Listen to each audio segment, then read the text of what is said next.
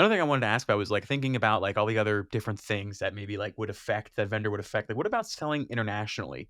Like, if I'm primarily selling in the US and I'm selling on vendor, can I somehow like request them to start selling in Europe or the UK, or is that like a whole different process? Like, what's the deal there? Like, does vendor operate in even in other countries? Like, what's the deal there? Yeah.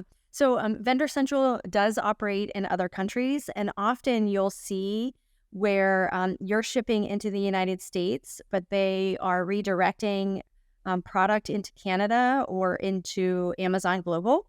And so that's actually a downfall because you don't have good visibility to what is being sold in Canada. There's no sales report. You don't know what's being shipped across the border.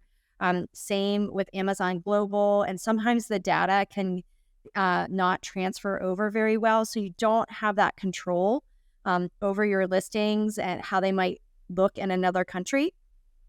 And you kind of lose a little bit of your branding when that occurs. Um, as of right now, I have not had much success opening Vendor Central accounts in UK or other countries. Vendor Central is uh, you have to have a certain amount of volume to get that invitation. It's by invitation only.